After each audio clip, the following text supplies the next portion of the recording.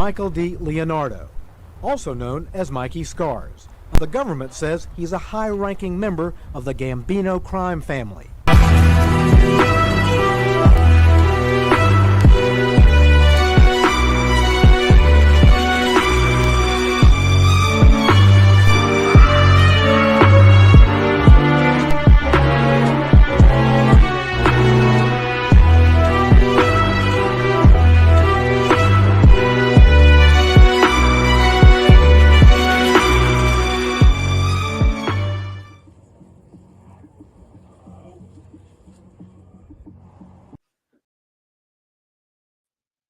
No Excuses with Michael D. Leonardo. I'm your host, RJ Roger. How are you, brother? Good. You could call the show Brooklyn. We're on YouTube. We don't do much YouTube stuff too often anymore. We gotta do a live every now and then. So here we are. And Yeah, it was something doing a live. We were talking about doing a live, and you know, every time we step out, they pull us back in. Well, as you know, I do like YouTube. So I like YouTube for certain things, because some topics could be quite controversial. This is, I think, a unanimous topic that I think everybody's looking to hear about. I'm sure a lot of people out there, you told me it was a couple of people jumped on the story already. So let's put out 2 cents. It's the price of inflation. Let's put out 10 cents in this. Will the mafia always be the gift that keeps on giving? Well, look, the sex in this case is the mafia. It's street guys, it's Italians. But do you really think all these athletes, referees, umpires, coaches, do you really think they need an Italian to commit a crime to fix a game? Or even a card game? No, it's been going on since cowboy days. So there's no Italians around that. It's been going around forever as far as gambling. There's always going to be a gimmick to try to rig the system in any way. When you put human beings in the way of money and the game of chance in any aspect, there's the setup. There always could be a setup. It doesn't have to be just Italians. This got attention for the names that could be out there, the Italians, the resume-seeking people. I'm not saying that it's only happened because of Italians, but it's better with Italians in it. Because right now, if it wasn't that, we may not even be talking about tonight. So when you put gambling into the houses and the couches of all America, gambling in every aspect of every sport, almost like a strikeout a game, like I put in the comment section just now. You're asking for trouble. And we've talked about this many times and our reasoning about gambling that they allowed this. I hold all the commissioners of baseball, football, basketball, every sport accountable and responsible for this. You had to know this was going to happen. You had to know. It's inexplicable that it shouldn't happen. It's going to happen. It has happened. You ever hear of a guy named Michael Jordan? They told him, go play baseball, go play golf. See you later. They basically told him, we don't want to black mark on a game and we don't want to expose the game because you gamble. Everybody gambles. A-Rod, high-stake poker games. And they get away with it so many times, getting caught. But people gamble. And when you gamble and you put a criminal element, because we're all built with that, we need to win criminal element in this, these are the things that happen. They gave everybody a license to rob, scheme, and set up. So who's best to do it than some notable Italians, let's say, to drag into the best? I do agree with you that if this, because when you really read it, now Cash Patel did a really good, it sounded like, like when they took John Gotti in and they had their punchlines ready and everything. But when you really, really look at it, the little piece that the Italians are involved in to a certain extent, it does pump the story up. professional basketball league and the Mafia. What a sexy story. But if you really, let me give some background for anyone that doesn't know what happened, like the full story yet. So I'll do a 60-second elevator speech and just give the high level. So I read over most of what came out today. So there's essentially two different cases that are not necessarily together. So you got the one that has Chauncey Billups, and the other one is Terry Rozier, and they're two different things. Rozier was the doing prop bets and taking a dive, as they used to call in boxing, and the Chauncey Billups was more in the gambling side of rigged poker games. So starting with now and then, so those are the basketball players. Where the Mafia is concerned at, it looks like you had two people that had a need but didn't have the other piece of the component. So you had the Mafia, which had backroom gambling hubs all over New York, and they were doing non-rigged games. They weren't robbing and nobody. They were doing the record, unlicensed gambling all the time, normal in the Mafia. They weren't rigged. They were straight up and down games. And you had this other group that had technology and sports bettors and people that could rig a game. So the mob had the control of the hubs, but no rigging, and the place that had the rigging capability didn't have the hubs. It looks to me, in looking at it, that the people that controlled the illegal machines, the weird technology where you could have x-ray tables to read cards, and they were communicating on cellular devices, and most of the people at the table were part of the scheme, and it could be just a few people who were being scammed, or one person possibly. They went to the mob with this technology, and they came together, essentially. The mob was nothing, but they had the hub. They had the control of the places. And then they were cutting up the winnings together, it looks like. They robbed one guy for like 1.8 million in one night. So then, to entice these big rich people, these big time people, they were using NBA players to say, essentially, to get status on the game. We even got NBA players there, high level guys that got big money and stuff. That's where Chauncey Billups comes in. Apparently he was being paid to appear in these games and act like he's just a guy betting, but it was all rigged, and he was part of the rigged thing. There's no information to say yet if Chauncey Billups was just doing it for money, or was he in debt and he's paying the mob back, which happens a lot in the mob, where you get into debt from making bets, and now they want a bigger favor, like borrowing money. They'll say, well, give me a piece of the club, or because you can't pay it back, or you owe me all this money, do this for me, and I'll shave off some of the money that you owe me. So we don't know yet what Chauncey was doing. So that's the first thing. The prop bets, Terry Rozier, what he did was he told his friend that I'm going to step out of a game in 10 minutes in. The friend sold this information to another guy, and like $200,000 of bets or something. Some articles said 30,000, but I think the indictment said 200,000.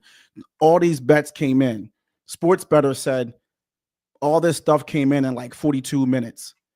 Something's wrong here. And then he steps out of the game. The sports books filed a complaint, and it got an investigation opened up. Investigation's been going on since 2023. Rozier had been speaking with the FBI before he was arrested today. There was an investigation by the NBA. So that's essentially like a high level overview of the sporting situation. The major people in the indictment are Jolani, Aiello, Cheerio. yes, that was an interesting one because I didn't even. So Rogerio and did I say Fama? Yeah. Okay, and Lee Fama. He's, I believe, the brother to Danny Fama, correct? Yeah. And Yes. I own the banana Yes. guy, this Genovese guy. There's several people. Look, the people that were involved, it could have been any Italian involved in the street. I'm sure this could get a lot bigger than what it is. just specifically with the New York people, but I think it can even go further than that if they so choose to follow up and go further. It's just a dirty seed they planted in the ground when they allowed gambling in all the sports and the promotion of gambling on every channel. I put in the comment, I watch baseball a lot, probably every Yankee game during the year, maybe I miss a few. And you'll still have like a thing with the home plate umpire that night. Hitter friendly, pitcher friendly. And what that means is this umpire behind the plate is going to call more strikes that are a little bit off the plate than are not. And the hitter friendly is going to call the gray area strike on the corner of the plate. He's going to call it a ball. Well, you watch enough games to say, I thought this guy was hitter friendly. Meanwhile, the under and over on the pitch on strikeouts for the pitcher was 6. Now, all of a sudden, at the end of the game, the guy's got 8, 9. How easy is it to call those pitches that are 2 inches off and change what you do all year long, your pattern of what kind of home plate umpire you are, calling balls and strikes? It's easy to make a proposition bet.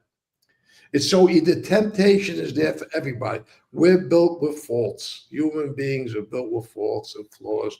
We have a lot of habits. A lot of guys drink, and I'm not painting every umpire or anybody else, any referee, but it's pervasive. It's been going on forever without Italians. So there was a guy sending an article about a college football referee. He's suspended forever. Suspended forever.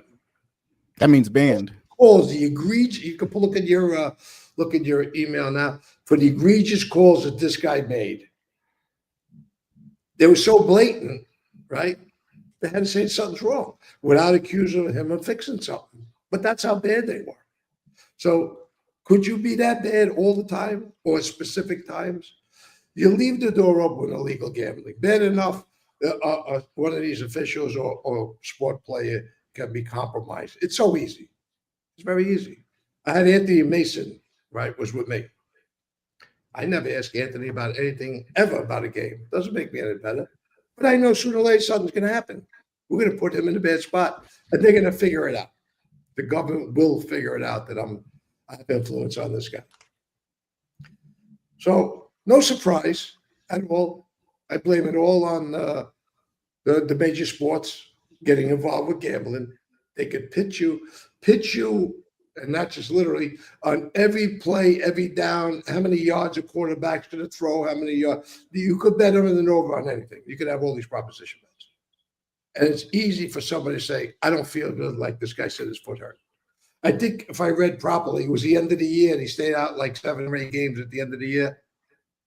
Something like that, unless I misread. Something happened when he didn't finish. Yes, he didn't play the rest of the season after that. I don't know what the reasons were, but that game he played almost 10 minutes in, said my foot hurt, walked away, but he didn't come back that season. I don't know how many games were left, but he did not play the rest of the season. So look, on his face, unless they have a wiretap or several witnesses to say that's what he did, how do you prove it? How do you prove his foot was hurt? The guy stayed out the rest of the year. If there's no tape recording, and it's just supposition or people saying that's what he did, he's got a good shot to beat the case. There's another element that I want to, there's a forfeiture in there at the end. I read the end of the indictment, and there's a forfeiture element of this. It looks like there's somebody giving information though. Because they had stuff 100%. They had stuff in there that said about, after the game, remember his friend, who his name was, I have it written here, De Niro Laster.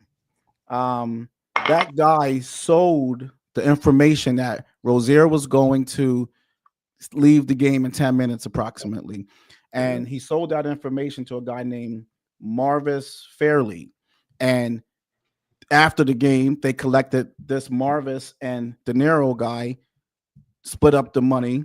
And then De Niro gentleman drives from Philadelphia to meet with Rozier and apparently busted up the money, which my brain can't even wrap my hand. Michael, this guy had, like, I read it somewhere, $160 million approximately of career earnings. What the hell? When does is enough in life. Why would you? Mike, I called you this morning on this. Michael, if you make it to the NBA, that means you were born with a basketball in your hand. You lived with it in the playpen. You lived with it in the crib. Your life was basketball. You're coming out of these struggling environments, and to make it in there, you're of the most elite of the elite. And then you're an elite NBA athlete. You're making over $100 million. You can set your family up for generational wealth. Why would you throw it all away? At what point like I said, I guess it's like Robert De Niro in Heat. For me, the action is the juice, or the whatever he says. Yeah. I just don't understand it. For me, I can't understand why someone would throw everything away. I get a ref. You're making 80,000 or something. Someone who can make some big money. I don't even know what the benefit is to him, unless he's in deep, having major financial problems, or is it just the action? I don't know what it is. What do you think? Sometimes it could be just the camaraderie of doing these things. Sometimes it could just be a feel-good feeling that you could get your friends involved that aren't earning that type of money, that don't have to leech off you, and you give them an out. And it's an easy thing to do.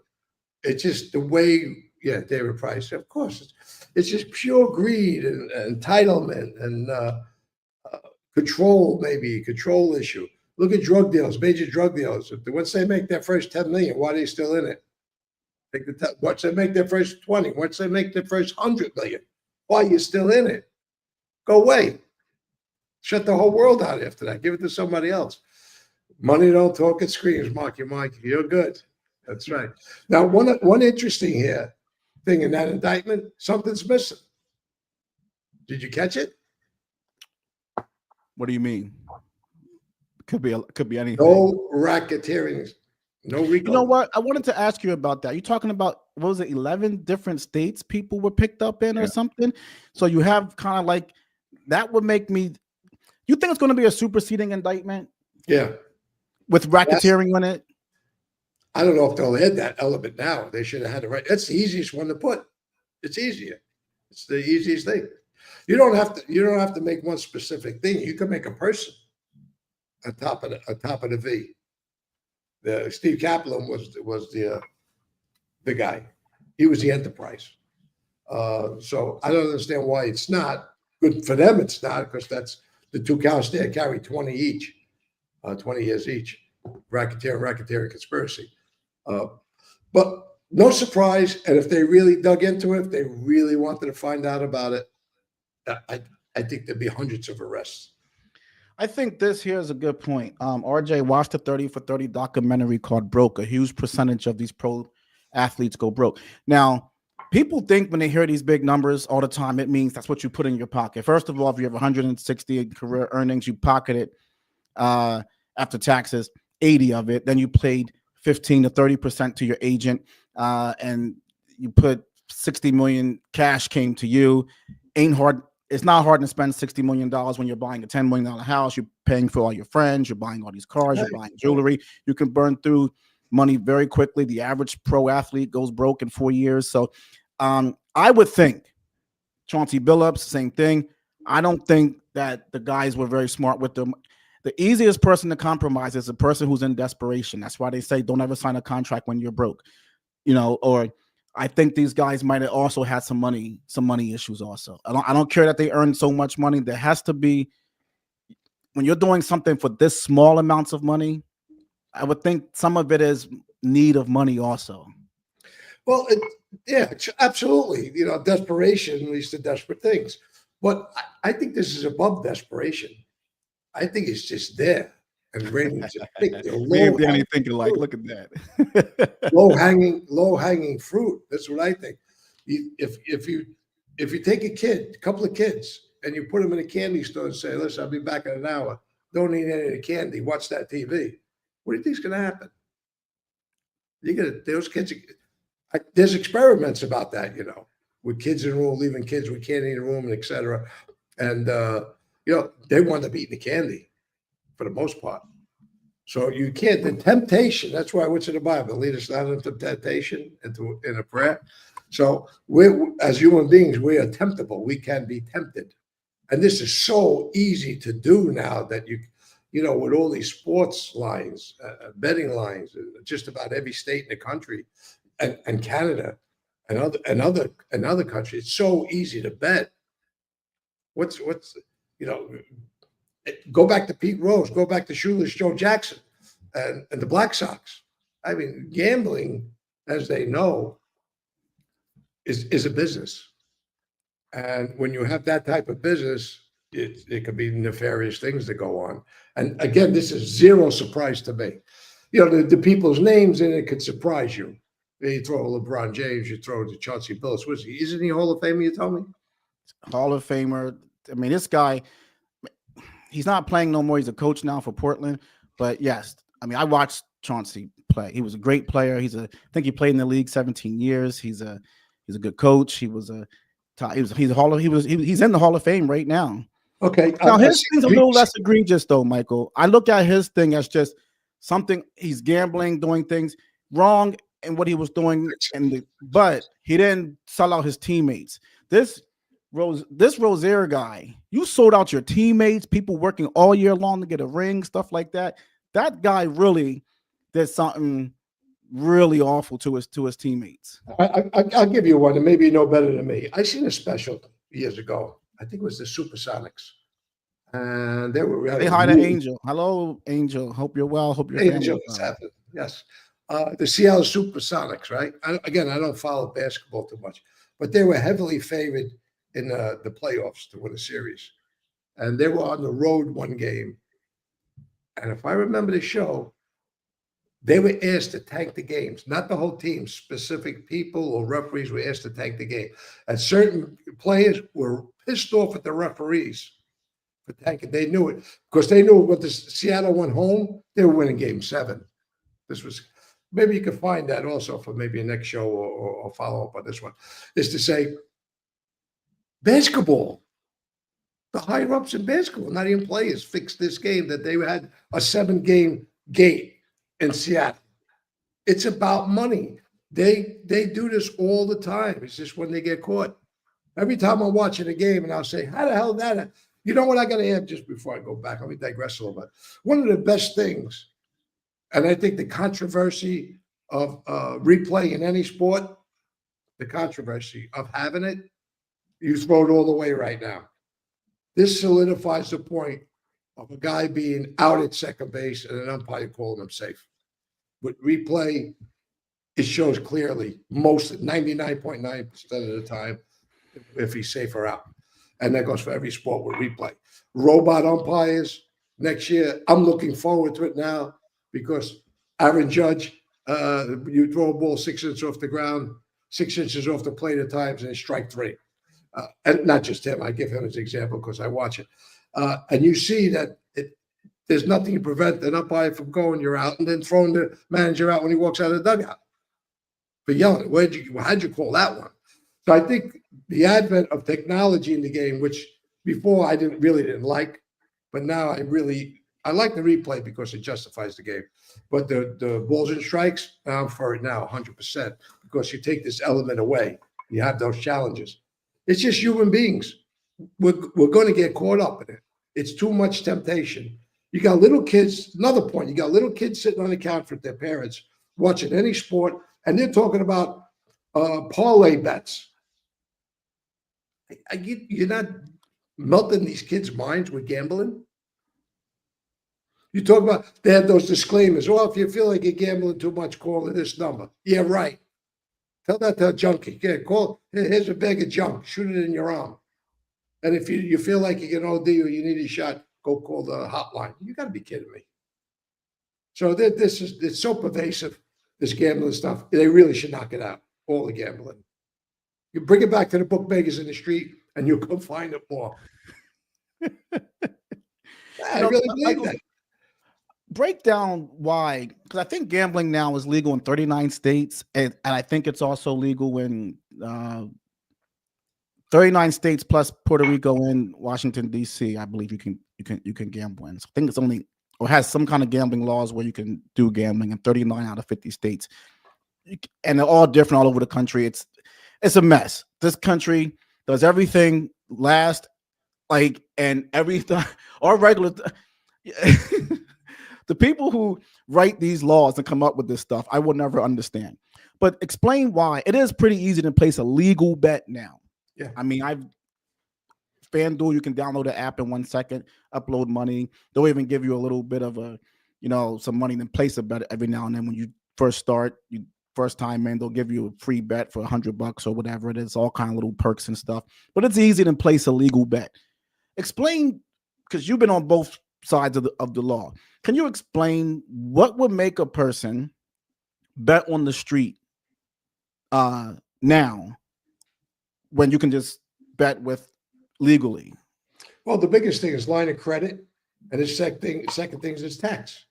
You bet in a casino or online, especially with all the technology out today, government knows every dime you're moving, and you're going to have to pay tax at a casino or those type of venues. They know how much you make all the time with these gambling apps, and you don't have credit. You got to go to these places and you got to put up your money. Where a bookmaker, you got a week to pay. You get all week free to gamble, and the tax element. Those are the two main things. And for me, I consider like those illegal bookmakers small business. Support your local bookmaker. Screw the government and all their regulations and these casinos that are making suckers out of everybody. Support your local bookmaker. That would be my philosophy. So let me get into a little bit to the, Jeff had a word recently, the new word on one of his lives that I like. Maybe one day to make it into the Webster. It was called scumbaggery. A lot of scum. It's not a real word, is it? That's not real though. That's like one of my words. But I've never heard the word scumbaggery in my life. Oh, yeah, so it's been around a long time. Oh, really? That's good to know. I love that. I never heard someone say a lot of scumbaggery going on. I never heard it said like that. But I'll tell you what I will say though. Well, you live in Pennsylvania, in Amishtown, right? No.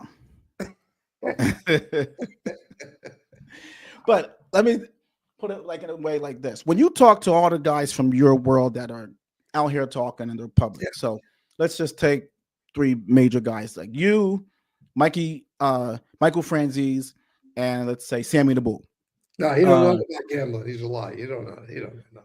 No. It's not about gambling. But here's what I'll say. His name. I just can't stand his name. Go ahead. Make me fucking itchy again. Excuse my language. Go ahead. Get a good scratch. See, I'm starting to get right on the neck again.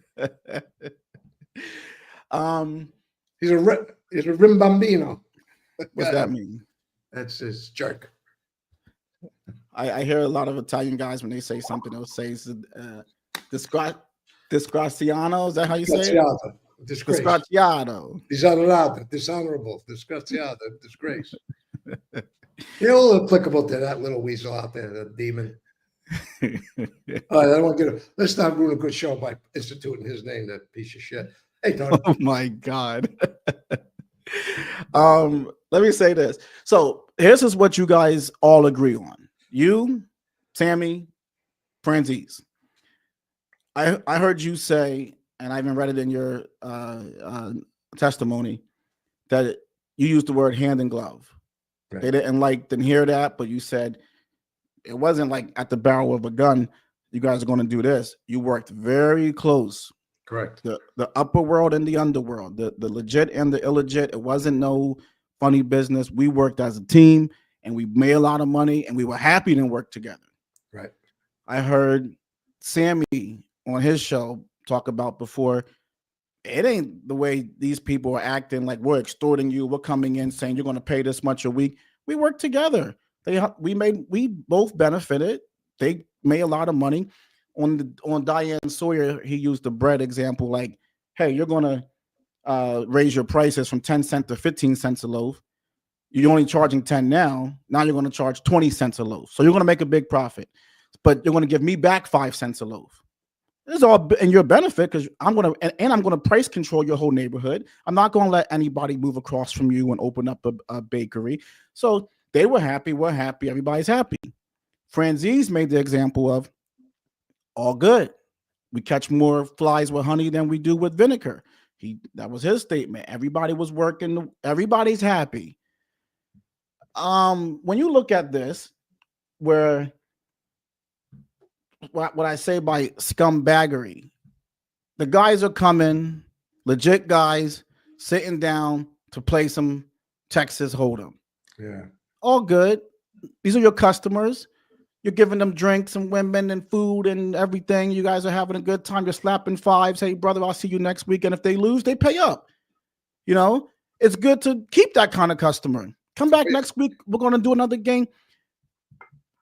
When you are robbing all these guys, you can't even give them. First of all, as we know, most gamblers are usually broke or going to go broke because they're in.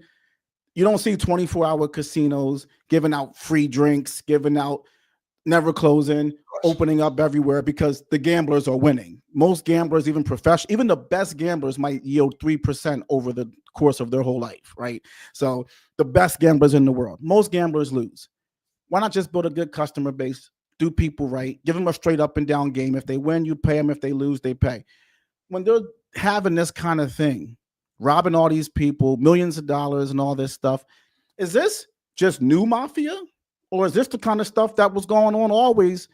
And because to me, it seems like kind of shitty thing to do to legit people. Marked cards have been around forever. Cards that were marked in that sense. I got an interesting person calling it. Hold on.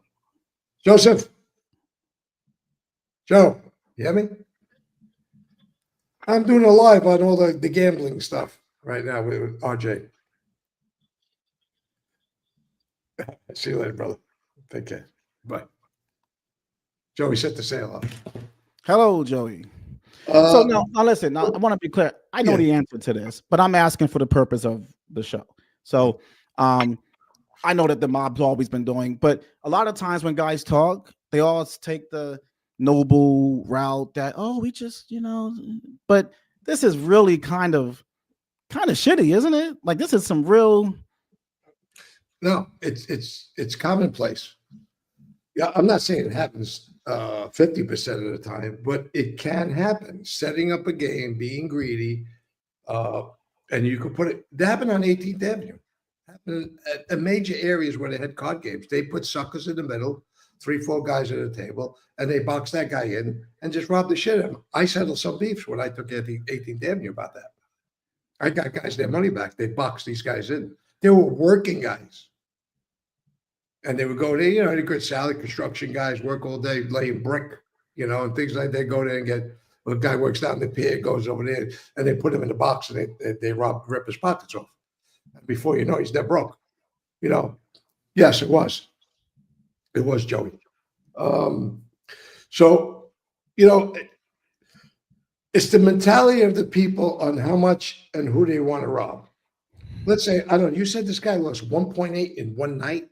One guy lost $1.8 million in one night, they say. See, now that's the bust out. That's how they bust themselves out.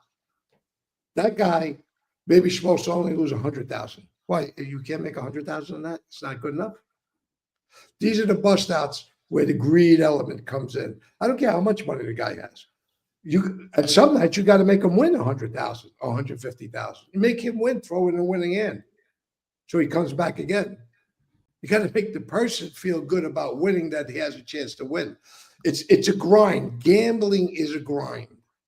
When the casino gets you in, or when the casino gets you in there at a blackjack table, they don't want you betting 1,000 a card for 5 hands and getting up.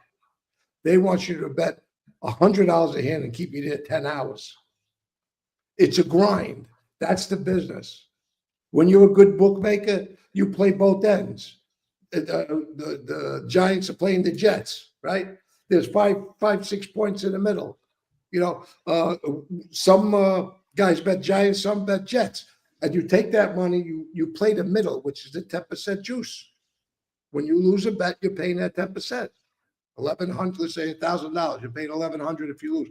You offset most of that bet. You don't gamble and hold one side. That's not a good bookmaker. You take that 10% as much as you can. You hedge the money. That you're going to last long, and you're going to be. A lot of guys became very rich. doing that. So what these guys were doing, that's just pure bust out. You can't make a guy lose 1.8 million in one night. And come to a point you have to say, we got this guy for enough. We want him back next week. You know what I mean? If he can lose 1.8 million, I'm sure the guy's in very, very good shape. But how long are you going to have him for? And how long before he says, I think I was robbed in that friggin' game. How about I lose every game? How'd this guy have me beat all the time? And he'll be happy to flip or give some information. Well, look, once a legitimate guy, right, is doing something a little illegitimate, like playing in a poker game, which is, it's ridiculous, arresting anybody for playing poker. I don't care how and where you are legal. You got a shingle on the wall that says you're legal or not. I think it's nonsense. Leave people alone if they want to play cards. It's their business. But that's just my opinion. I'm not the government. But you know, the element of the thievery, the scumbaggery, we'll use Jeff's term right now, is you're hurting your own business because you're running a great business. You have these. A-Rod was going to these games. He got caught a couple of times. Meanwhile, he's on ESPN and Major League Baseball all the time. I don't know how. The guy nauseates me. He lies to everybody all the time. Terrible example. But nothing happened with him. And you got a lot of other plays in time that we never even heard of that may have gotten caught and warned to stop. There's a lot of ball players of all sports that go to play high-stakes poker. Behind the illegal ones where there's no license and there's no taxation or monitoring. They're in somebody's house or club. You don't think down here where I am, there's high-stake poker games? That's a joke. There's more billionaires where I am in this whole area than anywhere else in the country. Billionaires, not millionaires. Millionaires they chased out. They're like bums. But they're out there playing these games. It's all over. So you know, East Coast of Florida, there's so many people there with a lot of money playing games, playing high-stake games. It's when you rig it. And that wasn't, you could rig it. You want to rig it? Don't get greedy. That's what busted them out. Well, so that's what I wanted to ask. So again, the mob had control over the non-rigged scene in New York. They were having backdoor stuff. We've seen many busts on this already where guys were just playing cards in the back of a coffee shop in a restaurant basement or something like that. Let me ask you, I guess, go back to 2000 when you're there. Now it is a big score. The rule of being a gangster is make money. That's the golden rule in Cosa Nostra. Make money and as much money as you can. Yeah, but hold up. Taking sports action, having a card game is a business. Business like every other business is out there. What he's selling, candy bars or ice cream. It's a business. Your business model predicates certain behavior, certain quality. If you're serving ice cream, don't you want to have the best ice cream so everybody keeps coming back to you? So when you do things that you're going to turn people off, it's temporary. If you have a bad product, you're going to burn out. Yeah, if somebody wants to be a bookmaker, great opportunities. They shouldn't even arrest bookmakers. Again, that's just my opinion. But if you do it the right way, it's just a business. So go ahead. I'm sorry to interrupt you. No, well, so I guess I'm saying if a guy comes to you and it is a big score, hey, we got these, and again, I knew the answer to the question before I asked you. They used to rig the Joker poker machines back in the day. They would have them rigged with a robbing everybody who's sitting there playing. They would have them in Harlem and in the damn all the bodegas and stuff. Got some drunk woman coming in with a 40 and she's freaking playing all day, losing all her money. It's been going on since Costello was running the damn Joker pokers in New York. But my point is, if someone comes to you in 2000, hey, Michael, I know you got, we got 30 gambling houses around here. Hey, I got this machine. I got these glasses that can x-ray and see the cards. I got these tables. I got the crew that can rob these guys. What do you do with that? Do you tell them no and say, I'm not messing up, but right now I'm making $100,000 a month. I'm turning in $25,000 to Pete. Everything's good. There's no heat on me. Or do you go for the $500,000 a month or $1 million a month by doing this and get jammed up, rob all your customers? I guess what I'm saying is there any nobility to a certain extent for the customer base that's feeding you and you have a customer base coming in, they're loyal, they like gambling with you, they're coming to you because you're a straight up and down guy, or do you take the score? Do you say, no, like, what would you do in that situation? It's tempting. I may do it, but I'm not going to abuse it. So you might consider doing it. Yeah, to a certain extent, absolutely. But I'm not going to abuse it. It's going to be take that little extra percentage if you can, without complete bust out, because it's only going to, it's a bust out then. Just exactly what the term. You're going to burn everybody out. And look, the best advertisement is going somewhere and say, I won in this place. I had a fair shot. I was treated good. So you want to feel like you're home when you're in these gambling places and these private events, high level penthouse apartments, etc. They got girls up there serving tremendous food. I had girls in my club. There was always a lot of girls in everybody's club serving food, being nice. They did great with tips.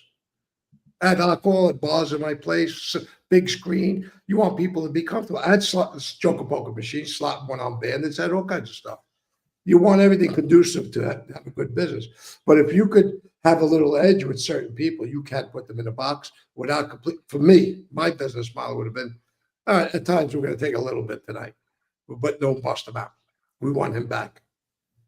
You know, it comes to mind, we're talking about machines. I don't know where this came from. Joe Benanti, who was a wise guy around Sparrow, right, later on in life. Hung out on Bath Avenue. He was with all those Bath Avenue kids. Joe Benanti. Supposedly he had a device. Somebody gave a device that could trip the joker poker machines, the computerized ones, to pay out. And there was a beef with Tommy Gambino for one of his machines. They got hit for 10,000. It was like an impossibility to get hit for 10,000. And I had to go talk to Joe about it. He swore up and down it wasn't rigged. He took a settlement. You know what that told me? It was rigged. Yeah. You know? So they had this little device that screwed with the mechanism that paid out. So it does happen. It's just how greedy you get. But it should be really banned. All this gambling stuff should be banned. They should really eliminate it. The legal end. You know, one of the things I saw when I was doing my overview on all the news outlets and everything, they talked about one of the sports commentators last night's games, weekend football games or whatever, or one of the games. And she's holding a microphone in her hand talking. And the thing around the mic that you can put like the logo and stuff on, FanDuel. Because that's, you know, it was a FanDuel, a sports betting. They got things in the stadium, commercials, the whole game. Bet on the games and stuff. Like they are incentivizing. And if you're gonna ban sports betting, you shouldn't take sponsorships and advertising with gambling hubs, with sports books. Why would you take money from a sports book? Hundreds of millions, by the way, they're paying for advertising with the league. Why won't you just say we're banning sports? We're banning gambling in all fronts. We don't do no sponsorships, no partnerships, no promo, no advertising, nothing. Yeah. That's what I've been saying all along. Because it behooves them to do it. They are not above reproach. They're no good. They sell out the sport, and they don't care about little kids or the integrity of the game. It's like when they allowed steroids. Go right ahead. They wanted baseball. They wanted to have activities. They put live balls in. The guys hit 70 home runs. They allow steroids, and then they want to come down on steroids on everybody. So it's all about money. All these leaders, all these commissioners, all garbage pails. They should be all ousted, and it's up to the owners to oust them, I guess. But they're not, because the money's too great. This should be a wake-up call, but they know what was going on. They know what's going on. Now, you'll get a game where, let's say the Yankees are winning 5-1. You went for the Yankees, even money, let's say, playing Toronto. Now the Yankees are up 5-1. Now they're like, there's no odds like to say how much they're going to win this game by. But if you lay $100 on Toronto, being they're down by 5-1, you could get 20-1 back if they come back and win during the game. So there's no breath that you could take because the temptation's right there because you got your phone. You go, really? Let's see. The Yankees bullpen tonight isn't that good. Let's see. This guy's out. Yeah, I'm going to take a shot. I'm going to put $100 on this. They got you involved in every aspect of almost every pitch, what it could be. So when you're in there, unless you're degenerate gambling, you're really in there. You don't understand what it does to you. The hype. I couldn't wait for Sunday to roll around football. I would hope they went on strike after a while because I was just getting crushed. But I couldn't wait for Sunday morning. I bet every game, every total. And I didn't have this access. I used to have when they came out that they had a ticker, right?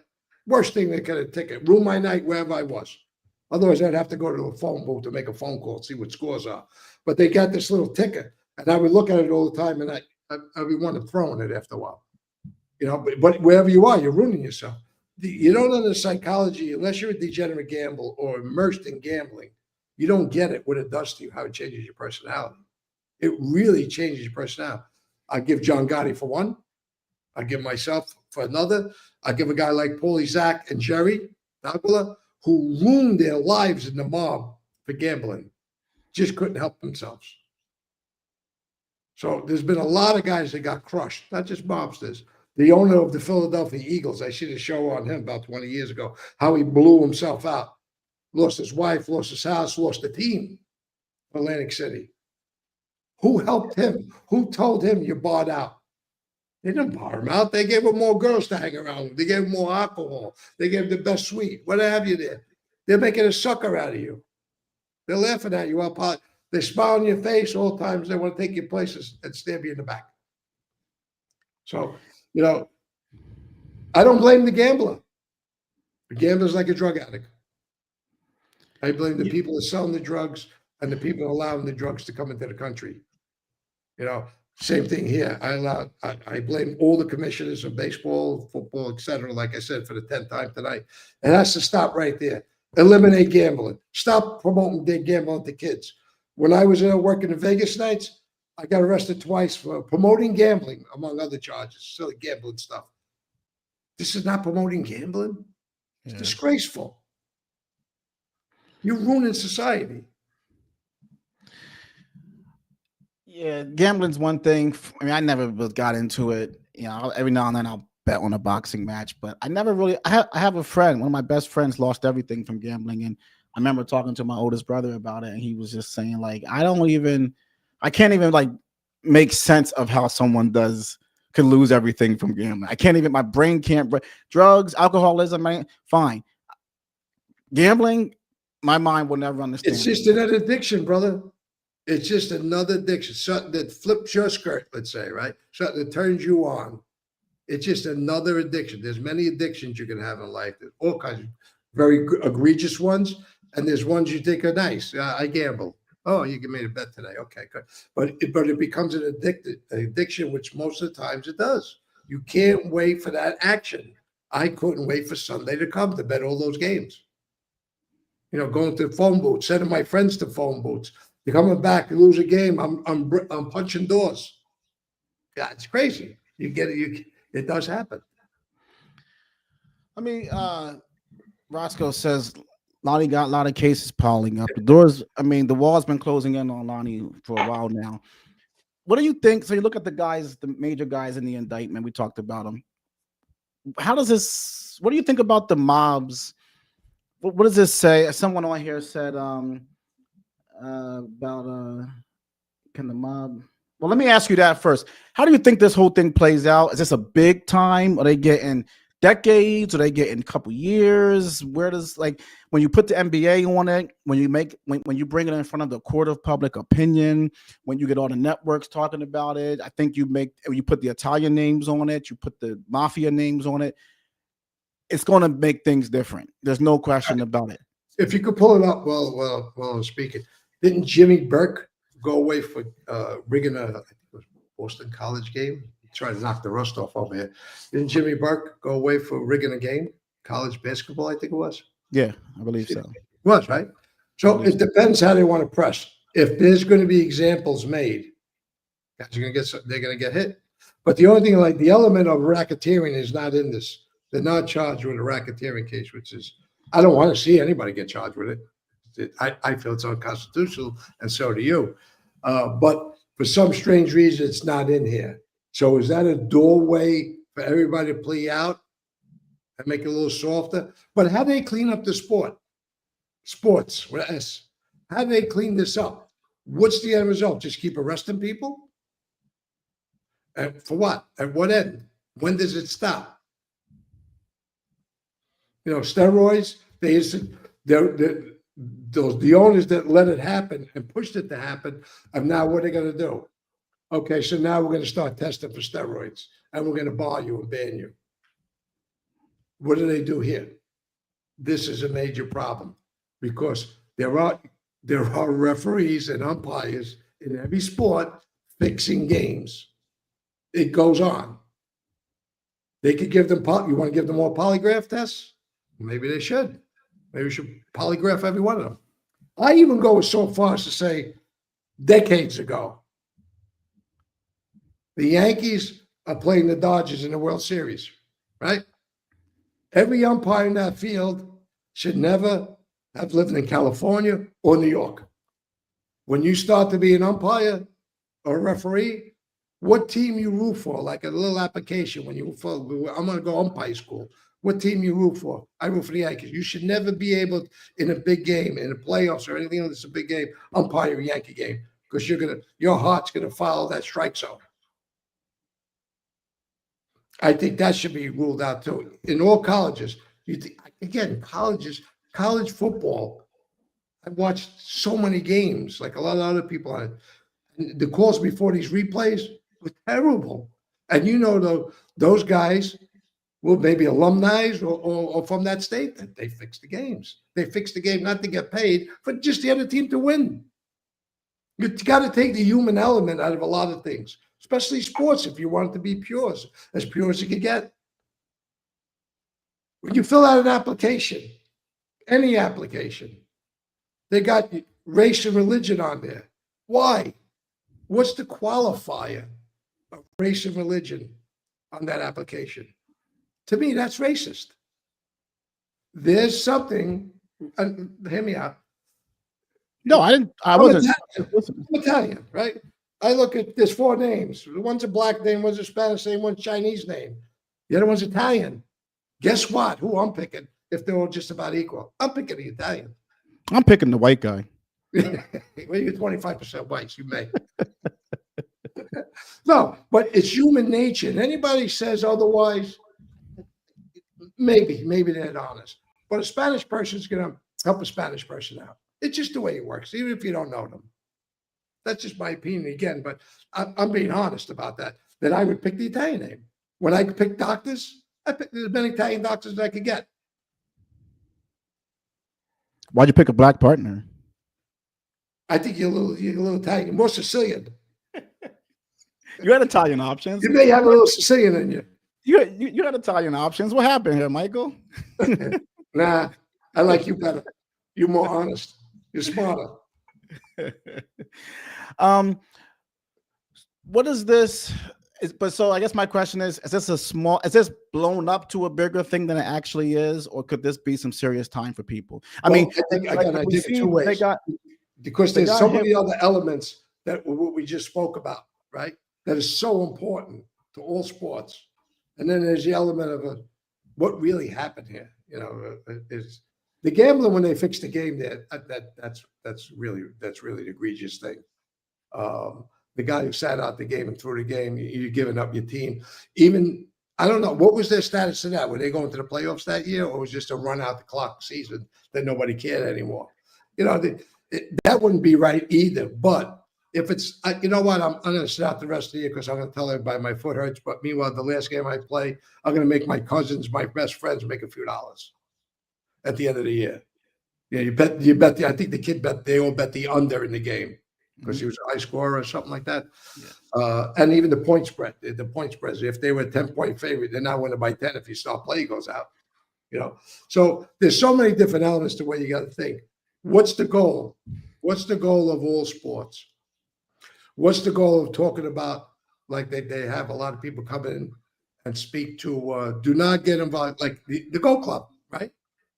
Stevie Kaplan had everybody, or just about every athlete in his hands like this, right?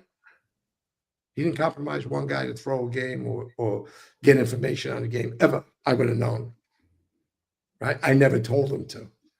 He had gold mine there. So I just think that they're going to have to make a decision, all these sports, how far they want to press this. If these commissioners don't press it, they're complicit. He'll never get a professional athlete to even shake his hand again.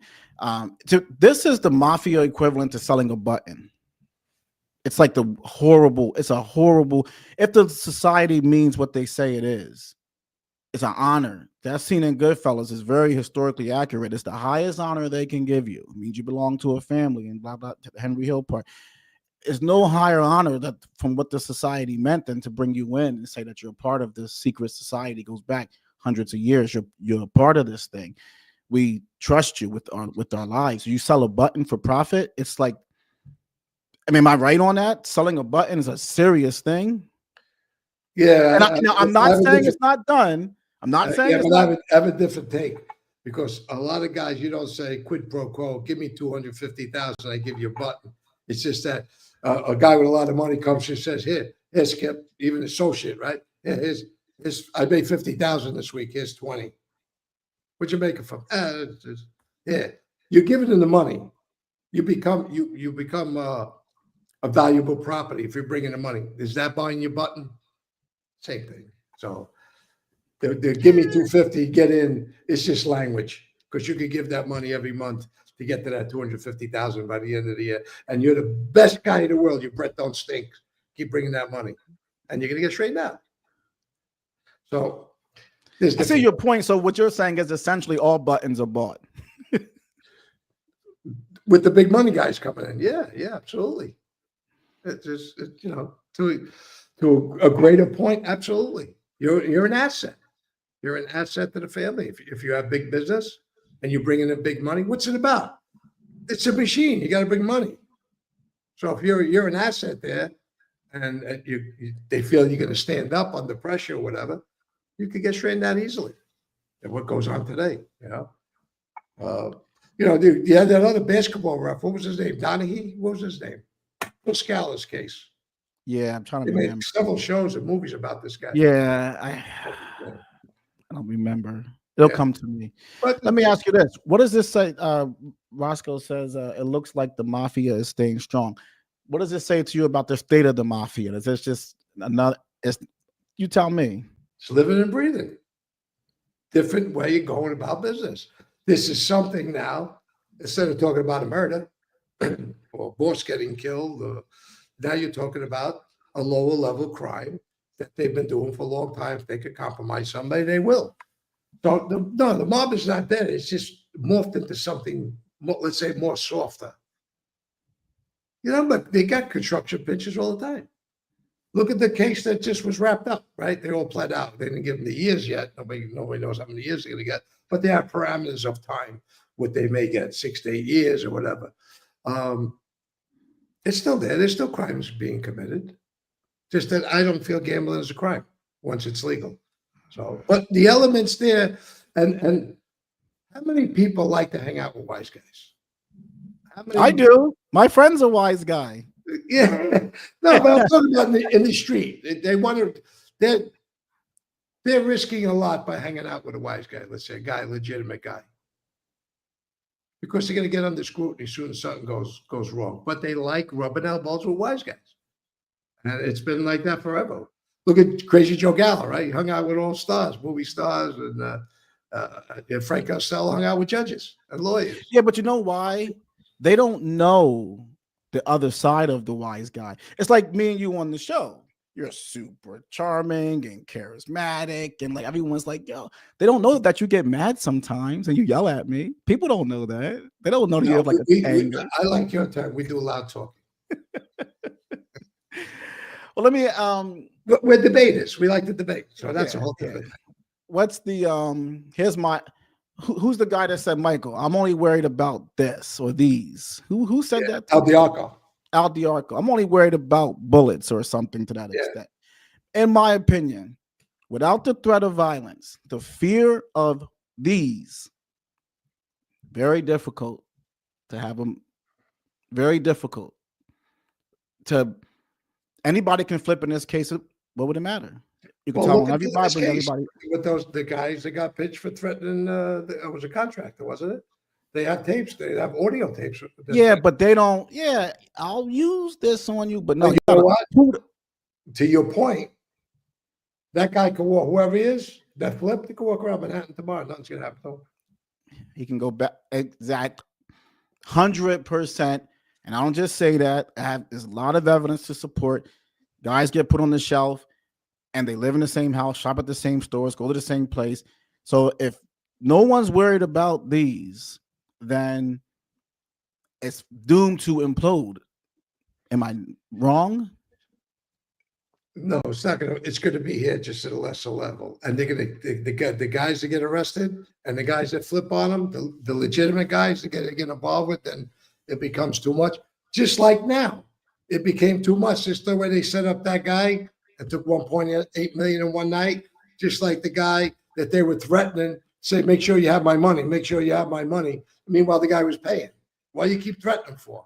You're asking for it. Why you keep threatening the guy that's paying? So, it depends on the individuals. There's a lot of smart guys under the radar here to make a lot of money in the street.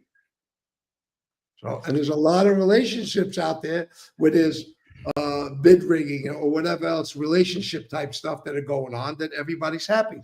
The hand in glove, the in concert stuff we talk about. It's going on. They're making money together. So let me ask you this. Should you, in the making ceremony, do you think they now, before they used to say, what finger do you shoot with? Should they change it to what fist, what arm do you punch with? Should we just change it and they pinch you, right? Give you a little bit of blood from your knuckle onto a burning saint? You don't need the trigger finger no more, right? It's not, you don't got to pinch that no more. Yeah, it is an interesting point. You're taking these oaths that really don't have too much teeth in them anymore. And thank God for society, But you have a tremendous point. They're not going to ask everybody that gets their finger pinched, because let's go back 30 years. How many guys were straightened out? How many guys were made? How many murders have there been in 30 years? Not many. So you don't have to kill anybody or even participate in being a car a couple of blocks away, or make a phone call to get somebody to come in to be part of a murder conspiracy, because there are none. So they'll keep the same pomp and circumstance of the ritual, but the bite on it isn't going to be what it was. Like Freemasons, right? And Freemasons used to be secret society. That's no more secret society. It's out in the open.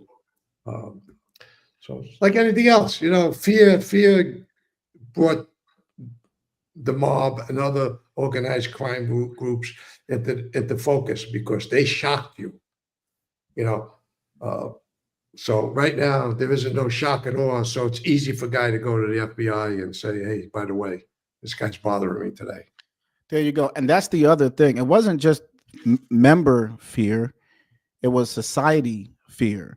So the society had to worry about these, and the made guy had to worry about these.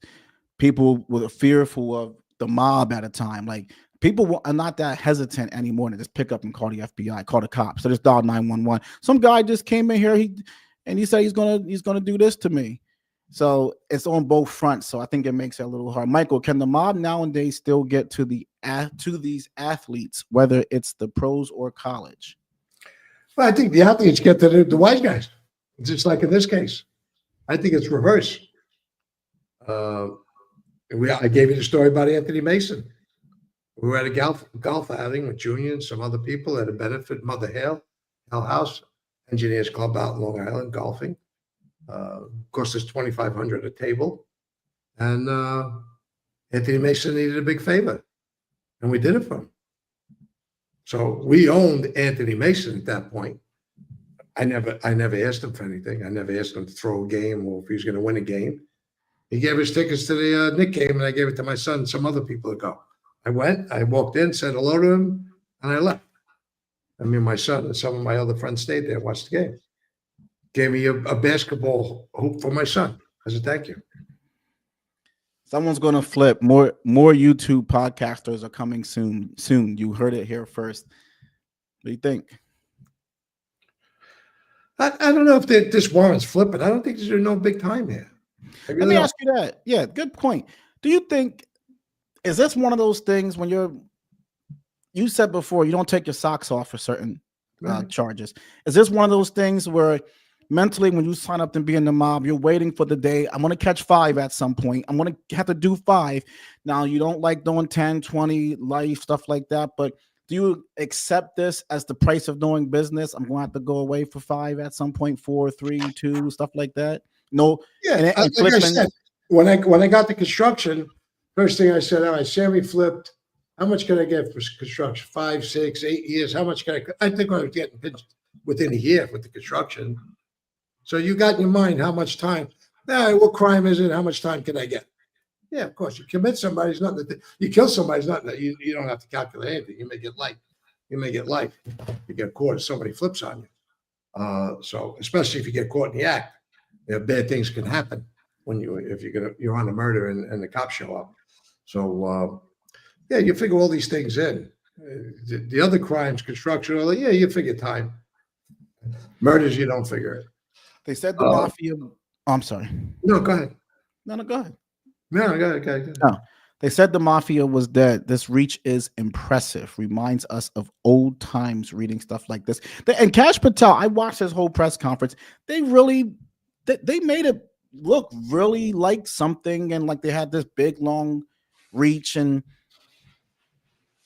is it a long reach or is this a? Yeah, I don't think so neither. I think it sounds like good. I said, the mob ain't going to athletes and say, throw this game. It's not like boxing years ago. And boxing was controlled. The mob controlled boxing for the most part, going way back. Guys took dives. They make movies about it. Sonny Liston's still waiting for the punch to hit him. So, that wasn't high. That was the Lucchese guy who threw that. I forget his name. He had all the boxes underneath his. Yeah, Jimmy Knapp. Maybe Jimmy Knapp. No, it wasn't him. It'll come to me. Let's see. I finally got your book. Congratulations.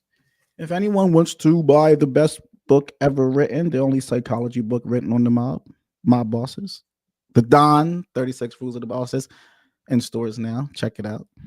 It's endorsed by you, right, Michael? You? Oh, yeah. I think that may even be my hand on there. Is that my hand? Guys, the last capo endorsed it. That's like endorsing a presidential candidate. Oh, last capo. There's plenty of good capos. No, there's not. There's plenty of good guys. There's skippers and captains now, not capos. Let's see. Michael, can you get Joey on the show? Joey D'Angelo. Never come. He's not interested. But he is doing very, very well, and keeps to himself, and that's the way he wants it. But we talk all the time. So if there's anything anybody wants to say to Joey, I can always pass it along. Is there any ex-gangsters that are liberal or leftists? Oh yeah, absolutely, sure. Was John Gotti? If you hadn't put John Gotti in one of them, we know he was really anti-government. He hated the government so much. He wasn't like a. What do you think? John was. I'm gonna put. I'm a little liberal, I think, Michael. I'm gonna put him in a pragmatic category because he could go both ways with his thinkings at times. I don't think he's bound by. See, the whole thing is agenda based. If you're in politics today, you have to be totally agenda based. You can't think outside of what your agenda is and your base is. So I think John would have been more pragmatic about things. Just listen to his tapes. Here's why I'm going to say liberal. I mean, just to pull out a couple of things out of my brain. He had a socialist policy on the steak in prison. We all eat steak or nobody eats steak. Flush it. That's right. That's very. He flushed the steak because He it wasn't enough for considered his everybody. men. He considered his men. Nobody's going to eat better than anybody else. We all did the same. He was the poorest mob boss probably to come into the family in history, probably. Yeah. Yeah. So he was poor, like a lot of, he was But taxing the even rich. in his height, he didn't earn the money that everybody else did. He was on tape saying, I spent 17,000 for printing minutes. I paid this much for this guy. He was taking care of everybody like liberals love to do. That's called the great leader. And That's called the great leader. factor. The sensitivity factor. Yeah. All I want is a picture. I just want to see a picture of my guys he wanted pictures. He cares. He has a heart. That's liberal. He's trying to say conservatives don't have a heart. They're callous. No, but you know how those bleeding heart liberals are. There you go. You know how them bleeding heart liberals are. They love. I don't know. You flip flop. You're pragmatic. Most of the time, you're pragmatic. We have some good thoughts until something tweaks you. Then you go off the edge. You go left. But for the most part, you think pragmatically. Oh, I have another big one, Michael. Oh, And maybe I'm wrong historically reading. Didn't his wife's mom, who? John's wife, Vicky, didn't the mom help them get that house? Or Oh, the family helped them get that house? I have no clue. So he was like, that's even if I knew, I wouldn't say because maybe it'll be a little too personal. It don't belong in the mob. John. well, there's nothing bad about that. He no, it's just but I don't know. That's truthfully, I have no clue. Oh, I have one last one. This is a good one. He had a very lax drug policy. He was not hard on crime.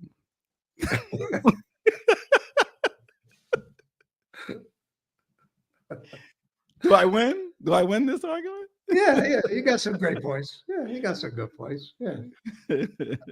David Price and Jimmy Burke got 12 years federal time for fixing NCAA games.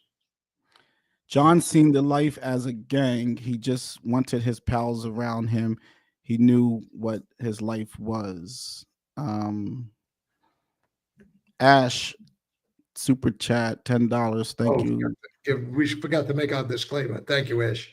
We'll give that to somebody, sponsorship. And if you're not on Patreon, just come and join with us. You'll enjoy Patreon. YouTube. Michael, hello. How familiar are you with what is currently happening in the Gambino family? Those who are active and what the atmosphere is like in the family, obviously without details and names. And guys, yes, join us on Patreon. We do 8 shows a month.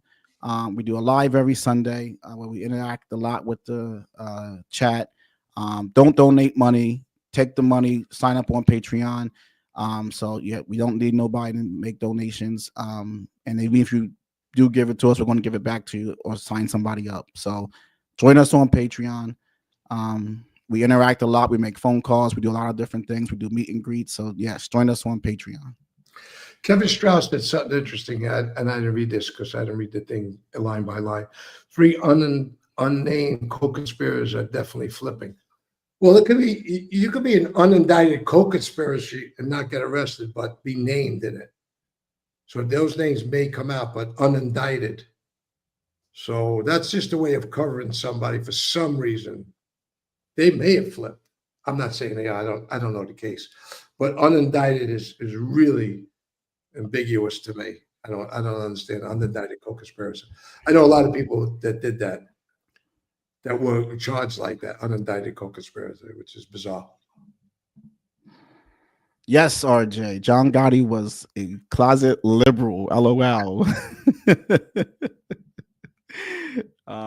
you see what he said though? Well, he was caught on tape saying, "You see that guy? He was Reagan was speaking or something. I think it was Reagan, and you think he was caught on tape saying, "You see that guy? He's a bigger crook than me and you." Well, I think he was caught on tape or something like that. I don't know where I saw that. Maybe I'm making it up. I don't know. Why was Ace Aiello dad done so much time? Why has Ace Aiello's dad done so much time? I have no clue about him at all. I never met him, and I don't know anything about his Ash made a good point. Michael, you didn't answer her question, I guess. What is it? Are you the $10 cash? She was asking can I answer the how. question? I'm glad you Yeah, re-answered. I would, just She wants to most know: of the Do you have any rumors, insider information yeah, on what's going on? rumor. You hear things just like a lot of other people hear things. I don't go out of my way to ask anybody what's the comings and goings of any street guy. Really, tell you the truth.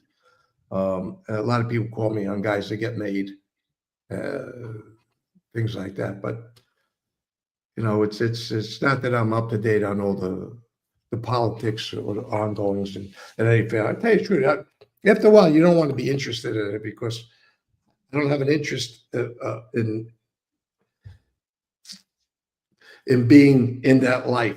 You know what I mean? Because once you start you want to know more and more about what's going on in the street.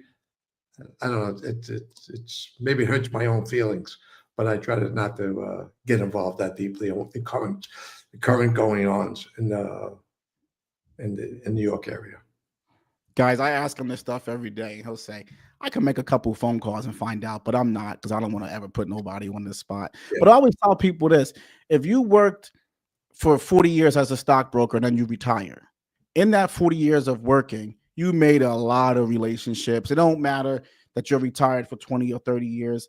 You can always know people who's going to call you, ask you questions. You have friends who know people. You're kind of institutional at that point. So anybody, Michael spent 47 years in the street. I would imagine there's always going to be, if you wanted to, ways you can get information because you spent more than half your life there. No different than a school teacher that spent 40 years teaching would be able to always get information on what's happening in the district. Like, it's just the nature of the business. Yeah, that's true. It's like being a retiree almost. People just put you in place. Like some of these guys have multiple cases throughout time, and they got another case now. They're going to be in different categories. Every felony you get's a different category. You get hit a little hard every time you get a case. Now you know why they settled that case last week. RJ. Oh. Remember I talked, it was a little strange with the time parameters. Maybe they gave a little softer time parameter-wise on where they may fall with time to some guys because they knew this case was coming. Yeah. Just not to get you in. Life, it's called, look, the government termed this life on the installment plan. Hit you with a lot of little cases. And before you know it, you got like Joe Watts, you got 25 years in. Yeah. Chicky, how you doing, brother? Chicky's always been friendly to me, always been a nice guy. I believe he's good friends with Junior. Junior Gotti. Oh, not my son, Junior? Not your son, Junior. Okay. Your did you get the okay for Junior to come on my show? Our show? They give you the approval? Hey, if you are good friends with Junior, tell him what the hell. We'll get a little phone call. Call up. Talk to RJ. Not me. Talk to RJ. It's okay. Hope you're doing well, Chicky. Be well, brother.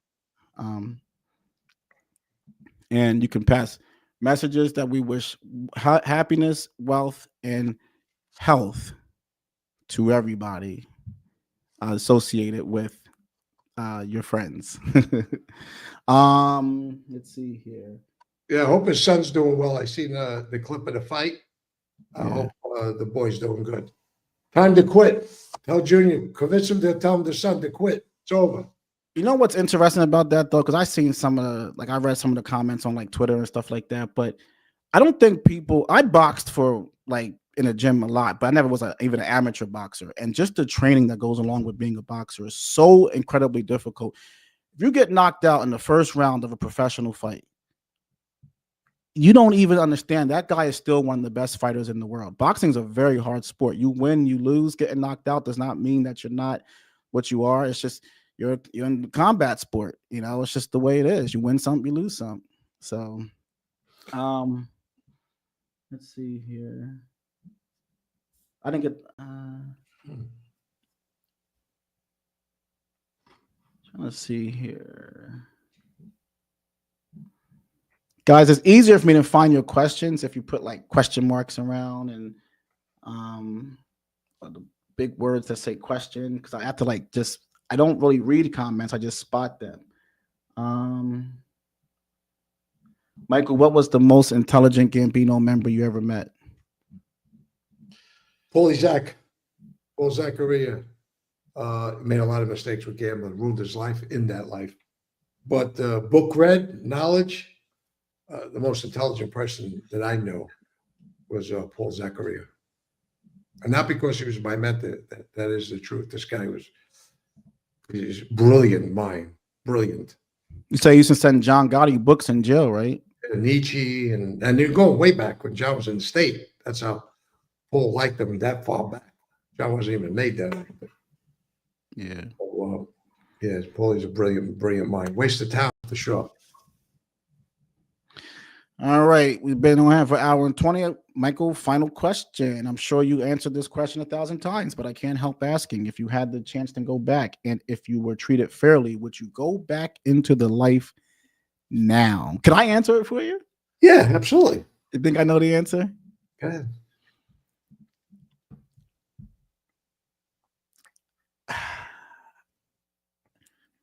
I think you would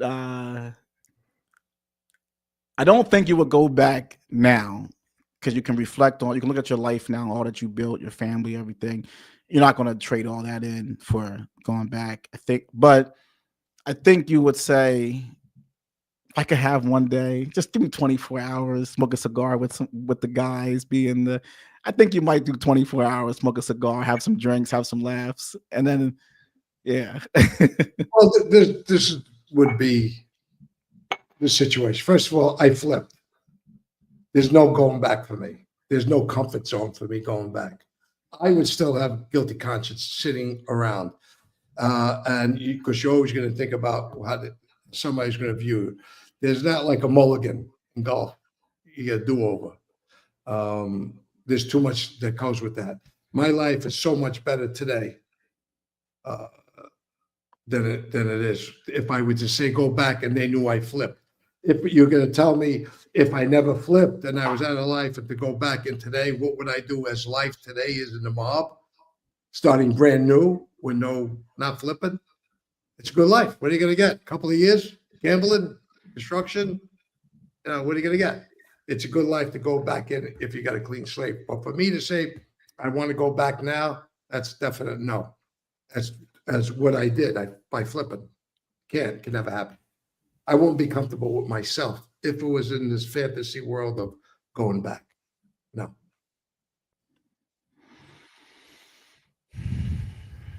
Good question.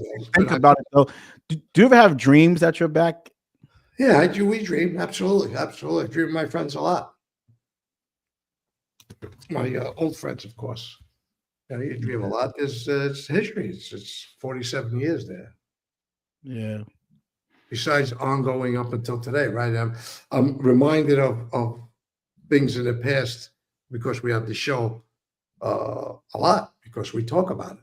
Kicks up a lot of memories.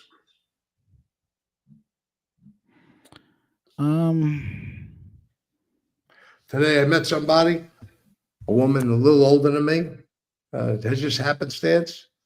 And she was from around Bay 50th, near Coney Island. And we talked about times in the 60s when we were young and playing in the lots and the knife shop and the bleach guy that came around and the fruit guy that came around, the vendors. That type of reminiscing is like the show we did on Patreon is reflective of your whole life. And we both sat there with big smiles. Well, stood there actually. We stood there with big smiles talking about, and I didn't know this person. And she's from Brooklyn. I'm from Brooklyn. We started talking, and you reflect as little children about those times. So it's always in your mind where your roots are, where you come from. And it always should be in your mind where you come from. So it was happy. It was a happy conversation. Well, guys, this was a fun show. We got a lot of people in here. I was surprised. We got like almost 400, I think, at one point. So thank you guys all for being here. It was a good show. We will be live on YouTube on Patreon this weekend on Sunday. So if you'd like to join Patreon, sign up. I'll drop a link in the comment description of the video. Sign up. If you can't pay, don't not sign up. Just hit the email. Hey guys, can you sponsor me? We'll sign you up. So if you want to be a part of it, just reach out, because we reserve the funds that we get in donations to help people sign up. So if you would like to sign up and you don't have the money, just shoot an email over. So yeah, thank you guys. I appreciate you guys being here. It was a little late, but this was fun. Michael, how was the live? Yeah, it was pretty good. I need a haircut. Yeah, me too. Well, you comb your hair with a sponge.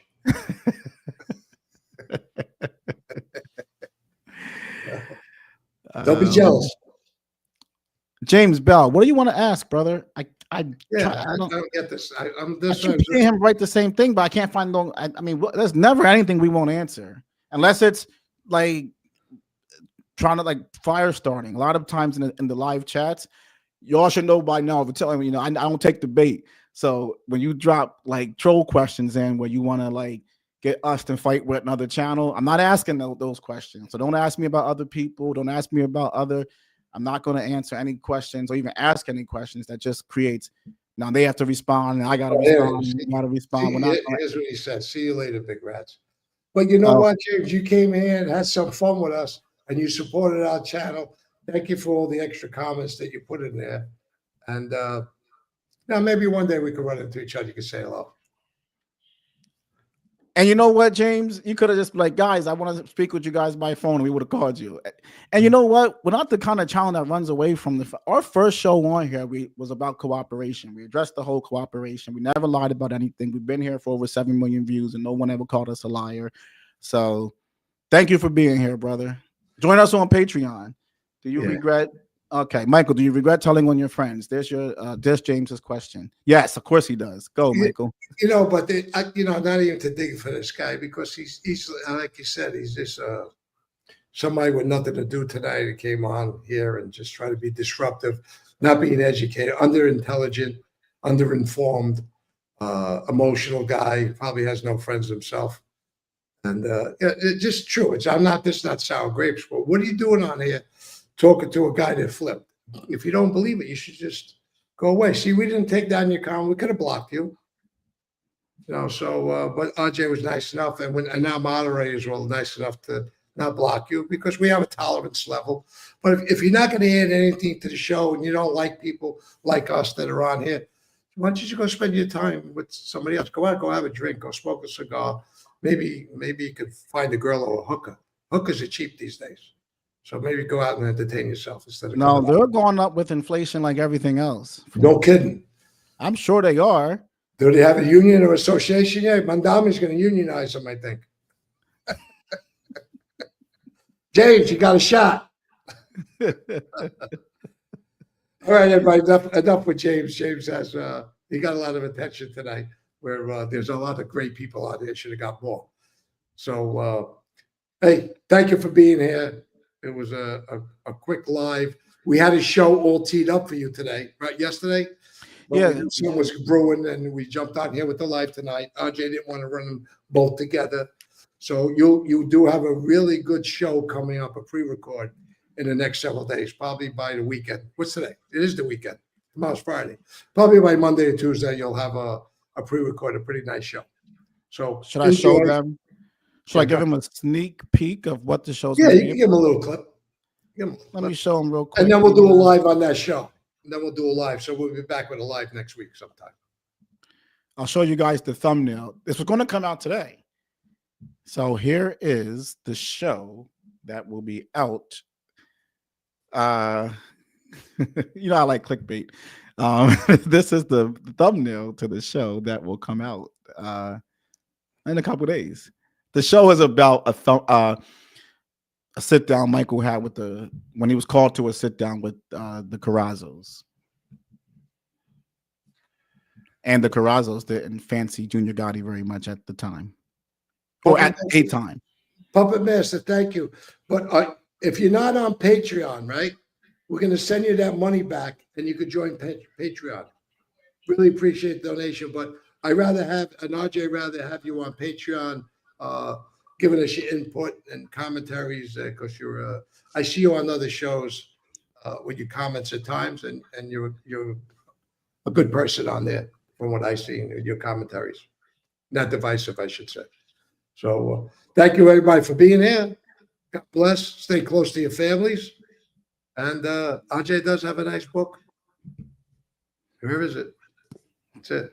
RJ, So this is like, people think that this is like one of those cookie cutter things that people just don't. I was never a podcaster or a media guy. I was a writer. That's what I've always done. I was more of a researcher and academic, a writer. Spent most of my time working on stuff like this, not this stuff. I'm not that good as a podcaster, as you know. Michael would probably have double the subscribers if I wasn't here. I don't know. Maybe I talk too much. But this is what I really do. All right. So check out my book. I put my 12 years of my life into this. You really will enjoy this book. It's a really top produced book. Absolutely. Puppet Master, email us, mdnoexcuses@gmail.com.